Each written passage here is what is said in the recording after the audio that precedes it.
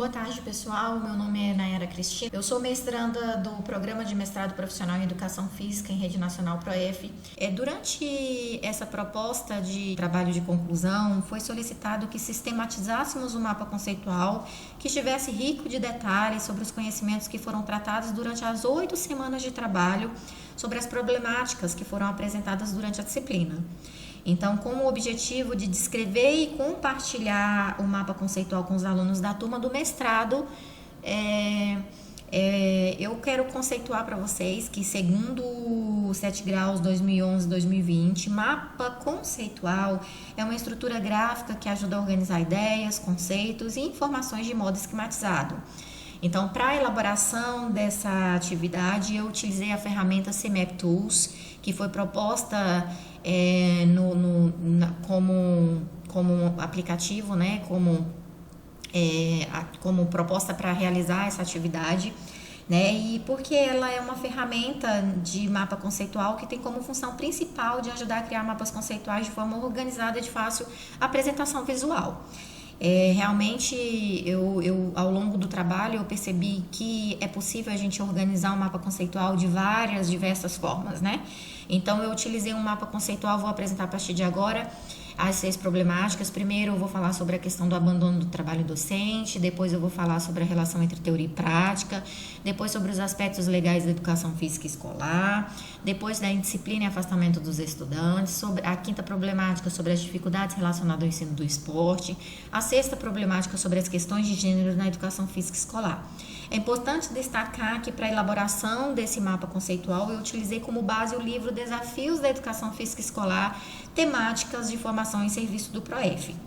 Então, a partir de agora, eu vou apresentar para vocês a primeira problemática, que se chama abandono do trabalho docente. Essa problemática, para elaborar ela, né, eu utilizei como texto base o texto sobre a educação física escolar entre o rola-bola e a renovação pedagógica. Esse texto ele foi escrito por Fernando Gonzalez, né? Então, Gonzalez, no texto, vou tentar resumir para vocês que ele divide a atuação docente em 3 grandes categorias, né? A primeira categoria são as práticas tradicionais, também conhecidas como práticas esportivizadas. A segunda categoria seria a questão do desinvestimento pedagógico. A terceira categoria trata sobre a questão das práticas inovadoras, né? Eu achei interessante que essa problemática, ela se relaciona com várias outras problemáticas, né? Ao longo do trabalho vocês vão observar, né? Então, eu vou falar agora um pouco sobre a questão das práticas tradicionais, né? Então, o texto, ele aborda que essa categoria, ela é focada sobre a questão do ensino dos esportes. Então, toda vez que eu coloquei um negrito aqui, é porque essa categoria está relacionada mais com a questão dos esportes, onde os privilégios geralmente são dos alunos mais habilidosos, e ela tem um foco mais na questão do treinamento e prioriza as competições esportivas, né? Então, assim, é uma prática mais tradicional, né? Aquele professor mais antigo, aquele professor que gosta de uma coisa mais tradicionalista. A segunda categoria, ela trata sobre a questão do desinvestimento pedagógico.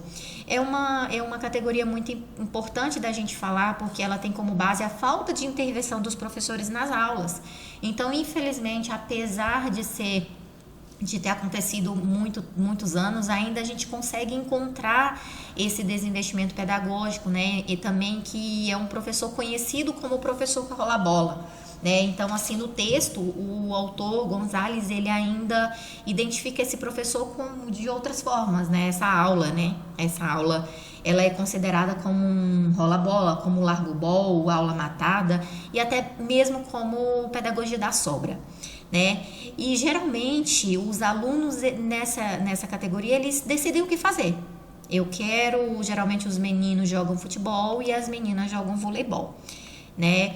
E agora eu vou falar para vocês sobre a próxima categoria, né? Então, assim, a gente entra nas práticas inovadoras. Nas próximas problemáticas eu vou falar um pouco mais sobre essa questão da prática inovadora, mas eu vou já adiantar para vocês que a prática inovadora, de acordo com o texto, ela está relacionada com o processo de transformação da área. Ou seja, a gente saiu das práticas tradicionais que estavam relacionadas mais com a questão do ensino do esporte para a questão de participação de todos, né? Onde o professor ele pensa no bem comum, ele não pensa só nos alunos mais habilidosos, mas ele pensa na participação de todos, ou seja, no sucesso do indivíduo, né? E essa transformação da área geralmente ela vai criar um grupo de alunos provavelmente mais críticos. Mas eu quero destacar para vocês que essa questão desses professores inovadores, geralmente, eles, eu vou dizer que enfrentam uma dificuldade, porque geralmente os professores que têm prática inovadoras, eles geralmente são mais questionadores, eles são mais exigentes, eles solicitam materiais, então geralmente pode acontecer que ele seja mal visto no seu ambiente de trabalho, né? Mas a gente pode considerar que essas práticas inovadoras são muito importantes porque a gente consegue criar alunos mais críticos, né? Alunos mais participativos e não focando apenas nas competições, né? Então, sai daquele professor rola-bola, aquele professor que deixa a aula mais livre, aquele professor que deixa a aula, às vezes, nem estar presente na aula, para um professor que vem contextualizar, um professor que vem fazer uma aula planejada, um professor que traz essa aula para o sucesso do indivíduo, né? Então, essa é a primeira problemática que eu vou apresentar para vocês. E agora, a partir de agora, a gente vai passar para as próximas problemáticas. Então, vamos dar sequência na próxima problemática. Então, pessoal, agora eu vou falar sobre a segunda problemática, apresentar para vocês a segunda problemática, que o texto aborda sobre a relação entre teoria e prática, né? E para elaborar esse mapa conceitual, eu utilizei como base o texto Relação entre ensinar a fazer e ensinar sobre o fazer na educação física escolar. E esse texto ele foi escrito por Soraya Cristina Darido, né? E assim, essa problemática, essa relação entre teoria e prática, o texto, assim, a gente pode considerar que ele foi dividido em dois aspectos. O primeiro é ensinar saber a fazer e o segundo que é ensinar a saber sobre o fazer. Eu vou falar primeiro sobre o saber fazer, na qual esse saber fazer, as aulas eram priorizadas, nas aulas eram priorizado o ensino dos esportes e era considerado, assim, era destacado, priorizava o esporte e era conhecido como o famoso Quarteto Fantástico, né? O que seria esse Quarteto Fantástico? O Quarteto Fantástico são aquelas modalidades tradicionais que são os mais conhecidas pelos alunos e também pelos professores, que vamos colocar como basquetebol, futebol, voleibol e o handebol. E as aulas eram voltadas fazer por fazer, né? Os alunos faziam por fazer, sem contextualização, né? Como eu coloquei aqui em negrito para vocês, fazer por fazer. Os alunos iam sem objetivo para a aula, o professor ele levava os alunos sem um planejamento organizado, ele focava apenas, como eu coloquei para vocês aqui, nos esportes, e ele não trabalhava as vivências e experimentações dos alunos, né? Então agora a gente vai voltar aqui no segundo aspecto, que é ensinar a saber sobre o fazer. O que significa ensinar a saber sobre o fazer? Ele está relacionado com os movimentos renovadores da educação física, que eu falei na primeira problemática da educação física, que foi quando houve uma mudança da concepção, né? Então os professores eles fogem daquelas aulas tradicionais e ensinam sobre o fazer, ou seja, como fazer. E ele foca nas propostas pedagógicas, né? E os conteúdos passam a ser os mais variados possíveis. Não foca mais no esporte tradicional, não foca só no conhecido Quarteto Fantástico. E os professores, eles relacionam os conteúdos teóricos com os conteúdos práticos, né? Então, os alunos, eles passam a ter diversidade de conteúdos, como, por exemplo, né, os conteúdos mais conceituados, né? Os alunos vão ter um conhecimento mais sobre a questão cultural, sobre a questão da dança, sobre a questão dos jogos, sobre a questão das lutas, né? Então, assim, das práticas de aventura, né? Então, não tá só naqueles esportes tradicionais. E também o professor ele pode até trabalhar a questão do esporte, mas assim trazer novidades, trazer esportes novos, né? Então assim apresentar para os alunos esportes mais variados, não ficar naquela questão dos esportes mais tradicionais. Então, após explicar essa problemática para vocês, quando a gente vê essas letras vermelhas e essas caixas mais vermelhas, é que eu vou falar para vocês qual a relação da segunda problemática com alguma outra problemática, né? Então, esse ensinar saber fazer, ele tem semelhança com as práticas tradicionais que eu apresentei para vocês agora há pouco, que se encontra na problemática 1, né? Que foi quando as práticas tradicionais, como eu falei para vocês, que é focado no ensino do esporte, né? Então, ensinar saber fazer, ele prioriza só os esportes, a questão do Quarteto Fantástico, que também é praticamente o que se apresenta nas práticas tradicionais. E o ensinar sobre o fazer, ele está relacionado com as práticas inovadoras, né? Que as práticas inovadoras, ela traz uma inovação daquele professor que vem com uma nova contextualização das aulas, um professor que busca novidade em suas aulas, e essas práticas inovadoras também se encontram na problemática 1, né?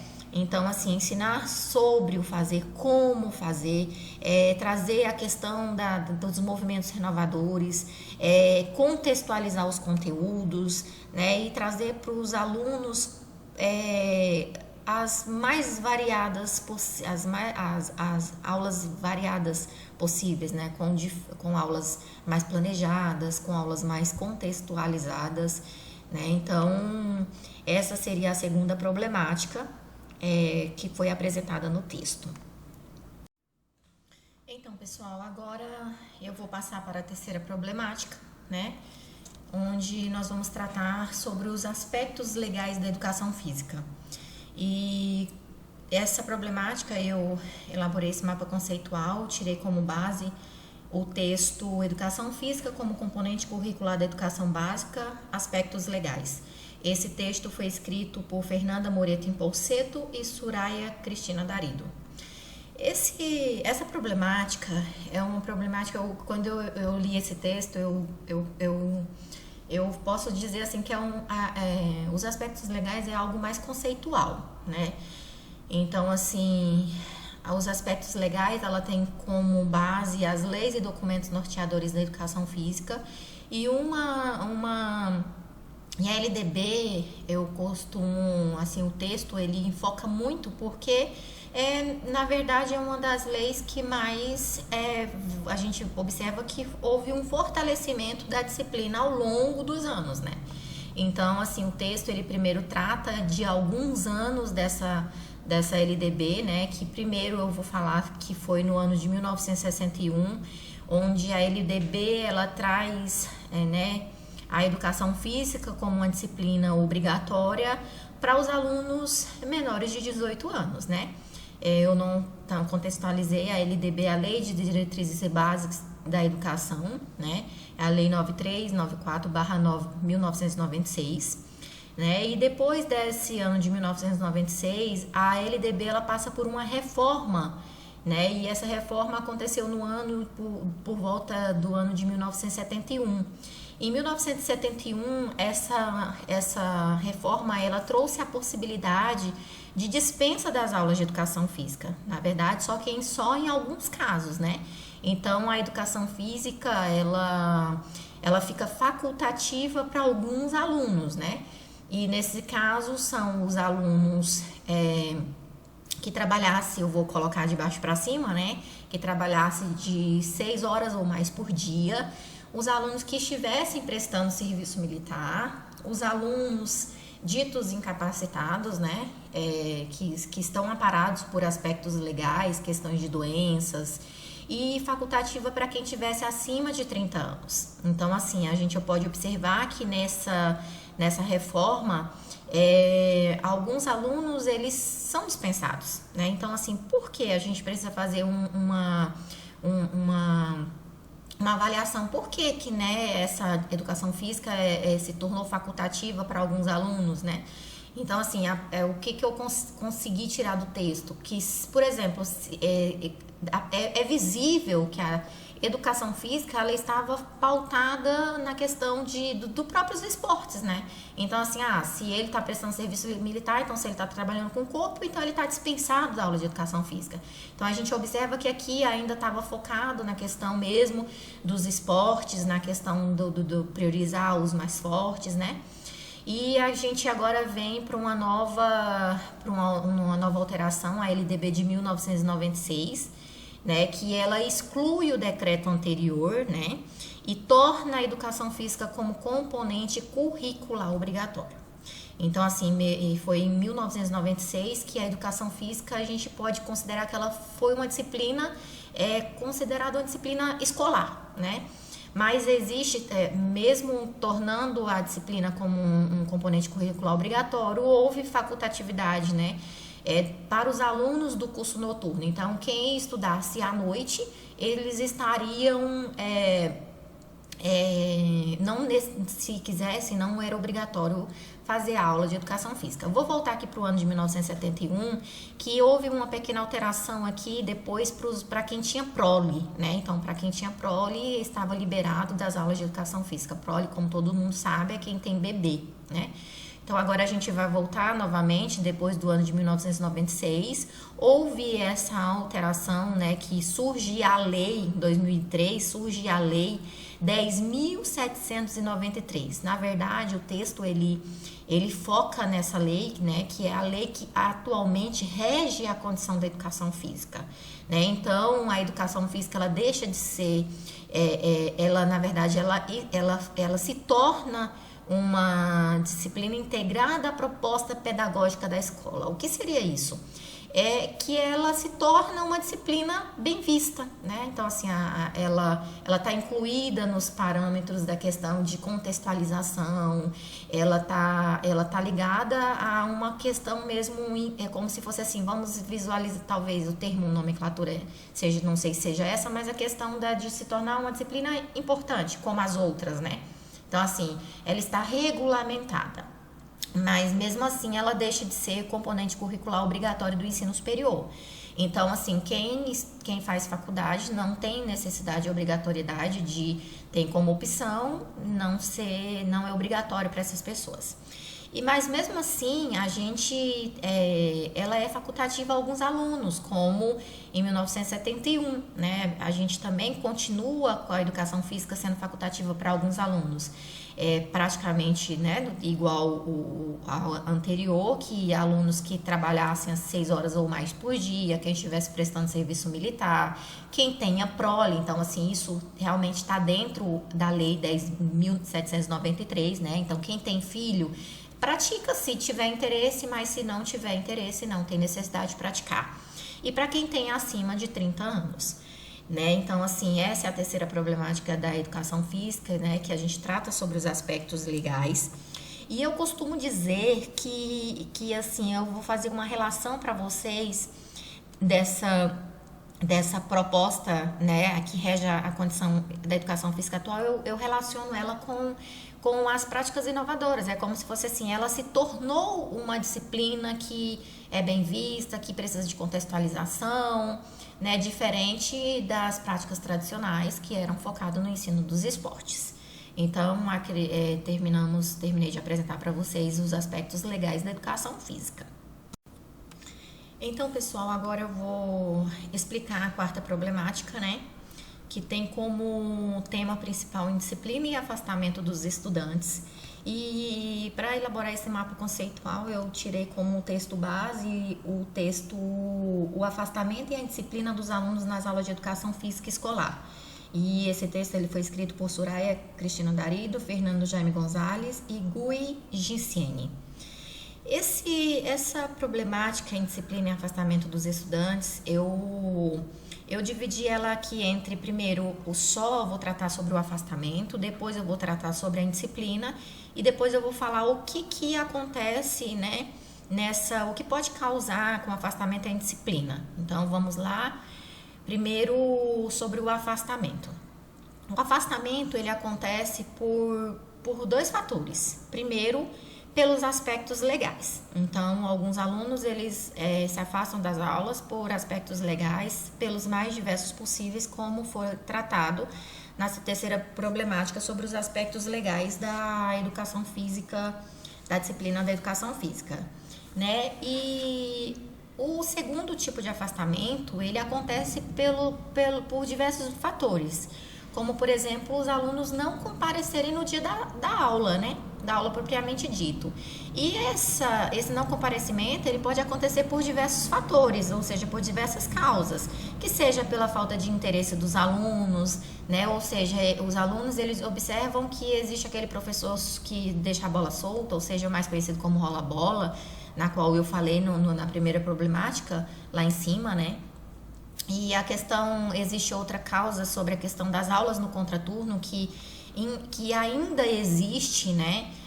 Aulas em que os alunos, eles estudam no período matutino e eles têm aula de educação física no período vespertino, e que esses alunos precisam ir para casa e depois retornar, então eles acabam não retornando para a escola por diversos fatores, né? Às vezes não conseguem pegar um ônibus, às vezes tem que ficar em casa cuidando dos seus irmãos, às vezes, né, tem que ficar em casa cuidando da própria casa, da rotina da casa. E uma outra causa seria o afastamento desses alunos por conta da repetição dos conteúdos. Então, assim, às vezes os alunos, eles falam, essa aula tá muito chata, o professor sempre fala a mesma coisa, não aborda coisas diferentes, né? E a outra causa seria pela exclusão dos alunos menos habilidosos, que a gente consegue observar muito isso, né? Que existem alguns alunos que não têm habilidades bem desenvolvidas e acabam ficando com vergonha de participar. Por exemplo, às vezes o professor trabalha um voleibol adaptado e o aluno não tem aquelas habilidades, então ele fica com vergonha e acaba não participando da aula por questões de vergonha, né? E essas causas, o que pode acontecer, esse afastamento, os alunos não comparecerem na aula por essas diversas causas, elas podem, as causas geram alunos, o que acontece? Elas podem gerar os alunos, eles podem ficar ainda mais desmotivados e por isso o motivo do afastamento das aulas desses alunos. Então, se acontece falta de interesse, aulas no contraturno, como eu já acabei de explicar, os alunos ficam desmotivados e acabam não participando das aulas. Então, né, existe, como eu expliquei para vocês, por esses dois fatores. Agora eu vou para o segundo item que a gente vai tratar sobre a questão da indisciplina. A disciplina, ela é uma situação assim bem delicada. Até o próprio texto traz que assim vários estudos sobre a questão da disciplina e que o texto ele aborda que a disciplina ela se manifesta através de diversos fatores. Sobre a questão das conversas paralelas dos alunos durante as aulas, sobre a questão do mau comportamento e da falta do limite dos alunos, sobre o desrespeito aos colegas e professores, ou seja, a maioria das vezes os alunos atrapalham a aula do professor durante a explicação, né? Às vezes o outro aluno quer participar, ele vai lá e atrapalha. E para diminuir essa indisciplina, a gente observa que é necessário a realização de um trabalho muito eficiente entre a escola e a família, né? Então, assim, trazer a família mais para perto, para estar conversando, para estar fazendo um trabalho mais perto. E agora eu vou fazer uma relação, eu coloquei item 3, sobre a questão do impacto do afastamento e da indisciplina na aprendizagem desses alunos. Então, assim, esse afastamento, essa indisciplina, o texto deixa um pouco claro que eles podem impactar na aprendizagem desses alunos, né? Então, para isso, a gente precisa de estratégias para lidar com esse afastamento e a indisciplina. E a gente precisa encontrar algumas estratégias, né? E no texto ele foi apresentado uma abordagem muito interessante, né, que foi o Sport Education, né, que é um trabalho cooperativo, ou seja, existe uma cooperação entre os alunos, e o futebol calheiro, né? Então, assim, o professor ele precisa encontrar estratégias interessantes para trazer esse aluno para dentro da aula, né? E para lidar também com esse afastamento da indisciplina, estratégia para lidar com esse afastamento e com a disciplina dos alunos, a gente precisa da colaboração, como eu falei aqui em cima, né? Da escola, da família e também da sociedade, fazer uma relação entre eles. Agora eu vou falar para vocês uma relação, como eu falei aqui no final da apresentação, eu ia fazer uma relação com outras problemáticas, né? E essa estratégia de atividades diferenciadas, a gente tem uma semelhança com as práticas inovadoras que foi apresentada na problemática número 1, né? Que são onde os professores trazem inovações, né? Procuram fazer umas aulas mais contextualizadas, aulas de alunos mais participativos. E aqui na questão do afastamento, a gente faz uma relação sobre o afastamento, como eu falei aqui em cima, ele está relacionado com os aspectos legais, né, que se encontram na problemática 3. Então, alguns alunos, eles não se afastam da aula por aspectos legais mesmo, né? Eles têm justificativa plausíveis, documentos, né, atestados médicos, para não comparecerem da aula. E aqui fica um desafio muito grande para os professores, né? Então, alguns alunos utilizam desses aspectos legais para não participarem da aula, mas aqui os professores, eles precisam elaborar estratégias como forma de avaliação, né? Avaliação, até mesmo avaliação diagnóstica desse aluno, para que ele possa ter interesse em participar da aula, ver que o fato de não participar da aula, não estar presente na aula, né, não participar da aula prática, mas ele está ali na aula, mas ele precisa fazer alguma coisa. Então, existe esse desafio muito grande dos professores de educação física realizarem esse trabalho. Então, assim, finalizei para vocês essa quarta problemática e vamos passar para a próxima agora. Então, pessoal, agora eu vou apresentar para vocês a quinta problemática que está relacionada sobre a questão das dificuldades relacionadas ao ensino do esporte. E para elaborar esse mapa conceitual, eu usei como base o texto Inquietações no Tratamento do Esporte na Educação Física Escolar. E esse texto foi escrito por André Luiz Ruggiero Barroso, né? Então, aqui eu vou tentar resumir esse texto em dois itens, né? Que o texto ele fala sobre a questão das aulas hegemônicas que está presente na tendência pedagógica esportivista, também conhecida como competitivista, que foi essa tendência ela foi, né, mais ou menos por volta do ano de 1964 a 1985. Então, nessa tendência tinha como foco, né, essas aulas hegemônicas, elas tinham como foco no esporte. E ela também tinha foco no alto rendimento, na questão de formar atleta, nos alunos mais habilidosos, né? Então, assim, ela concentrava apenas no ato de jogar, se restringia ao famoso quarteto fantástico. Daqui a pouco eu vou fazer uma relação com a semelhança com outra problemática, né? Mas depois de falar sobre a tendência pedagógica esportivista, a gente vai falar sobre a renovação, né, da educação física. Então, quando finaliza esse ano, mais ou menos por volta de 1985, entra a proposta pedagógica renovadora, né, também conhecida como tendência pedagógica popular, que aconteceu por volta de 1985 até a data atual, né? Que essa proposta pedagógica renovadora, houve a substituição do treinamento esportivo para a contextualização das aulas, né? Então, assim, houve a variação das modalidades esportivas, então o tratamento saiu da questão do olhar apenas do esporte para o olhar sobre a questão da inclusão de todos, ampliação das práticas corporais e focou na questão dos aspectos sociais, né? Então, ou seja, contextualizar as aulas para que os alunos pudessem compreender a importância dessas aulas. E como eu falei para vocês, esse item vermelho é a relação, a semelhança que dessa problemática com as outras problemáticas que já foram apresentadas.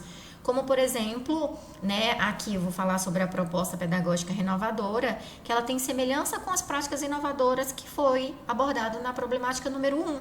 Né? E a tendência pedagógica esportivista também tem semelhança com as práticas tradicionais, que também foi apresentado na problemática 1, que falamos sobre abandono do trabalho docente, né? Que nas práticas tradicionais era focado na questão dos alunos mais habilidosos, no alto rendimento, praticamente como está abordada essa questão da dificuldade relacionada ao ensino do esporte. E agora eu vou passar para a próxima problemática, e é isso. Então, pessoal, a partir de agora, eu irei apresentar para vocês a sexta e última problemática, que trata sobre as questões de gênero na educação física escolar.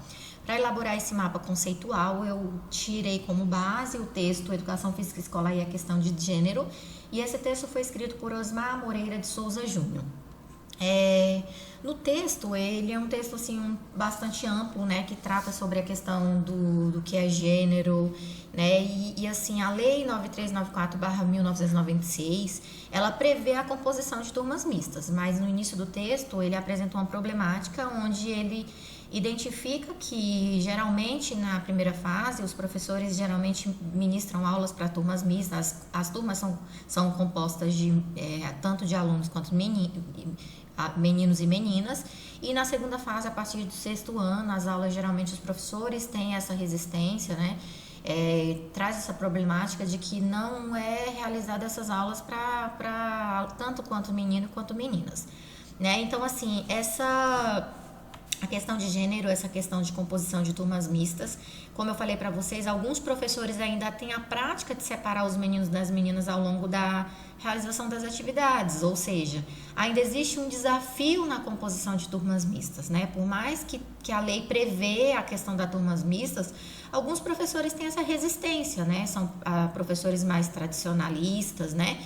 E o que acontece? Esse desafio, eles podem estar relacionados com a cultura social, que ainda está muito impregnada na sociedade, de que os homens geralmente são mais fortes do que as mulheres. E para isso, a gente precisa encontrar estratégias para sensibilizar os alunos sobre a importância da equidade de gênero, né? Então, assim, apesar da lei, como eu falei para vocês, prever essa composição de turma mista, existe uma resistência. Aqueles professores, né, que falam,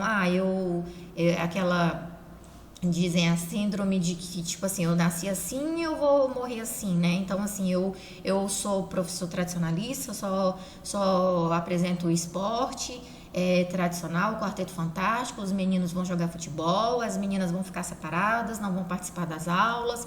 Então, assim, é um pouco nesse sentido, né?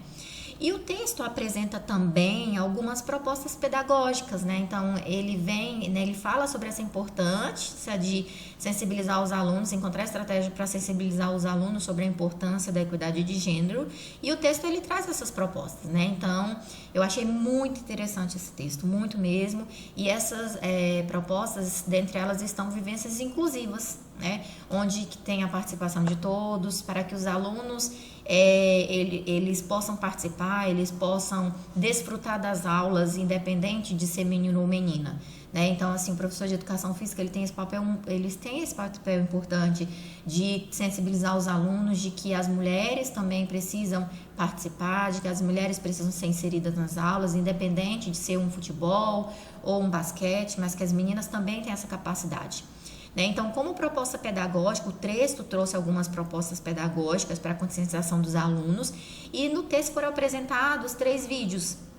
Né? Primeiro, na verdade, quando a gente tratou dessa problemática, né, a própria plataforma trouxe como uma atividade para a gente realizar e apresentou 3 vídeos muito importantes, muito interessantes. Primeiro foi o vídeo Jogadoras Invisíveis, o segundo vídeo foi sobre o que significa fazer as coisas tipo meninas, e o terceiro vídeo foi sobre a questão da desigualdade de gênero no olhar das crianças.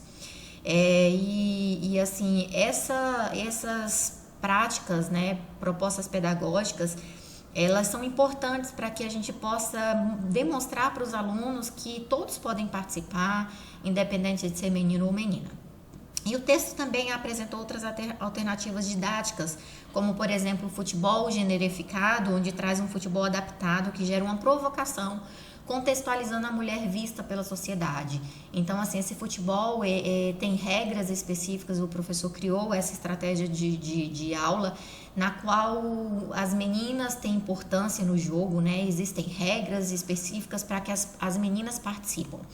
Então, eu classifico assim que existe um grande desafio dos professores de educação física em ter uma postura de inclusão sem focar na separação de gêneros, né? Então, assim, como atividade, como proposta do trabalho, nós escolhemos passar o vídeo sobre a questão das jogadoras invisíveis, e eu achei muito interessante porque o vídeo trata sobre a questão de que geralmente a gente tem aquela visão de que só quem se destaca no esporte são os homens e não as mulheres. Esse vídeo foi bastante interessante.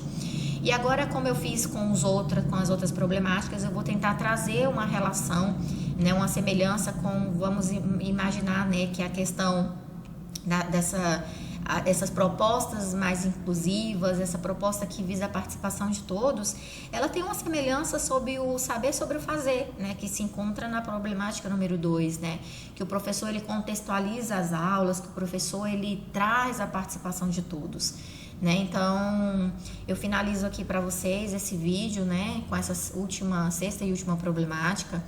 E eu assim, gostaria de falar sobre que é importante que o professor ele possa promover uma abordagem inclusiva e não discriminatória, que ele reconheça, que os alunos possam entender, reconhecer e respeitar as diferenças individuais, né?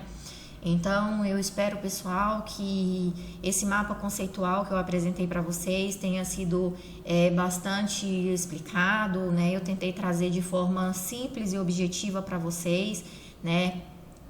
Todas as problemáticas que foram abordadas na disciplina Problemáticas da Educação Física, que a gente teve como professor orientador presencial o professor Vicente Calheiros, né? O professor Vicente foi um professor que abordou tanto essas problemáticas como outras problemáticas nas aulas presenciais, né? E nós tivemos várias outras atividades propostas no ambiente no AVA, né? Ambiente Virtual de Aprendizagem. Então foi uma disciplina muito produtiva, né? Então fica aqui o meu muito obrigado tanto para o professor Vicente quanto para os colegas da turma que estavam participando, essas trocas de experiências, né? Que às vezes a gente, depois de estudar todas essas problemáticas, ao longo do trabalho, a gente observa que existem outras problemáticas que a gente vivencia no nosso ambiente de trabalho, mas que com a dedicação do professor, com a dedicação, a parceria entre escola, comunidade e professor e aluno, é possível realizar um trabalho inovador, né? Então, eu quero agradecer, o meu muito obrigada a todos e tenham um ótimo dia.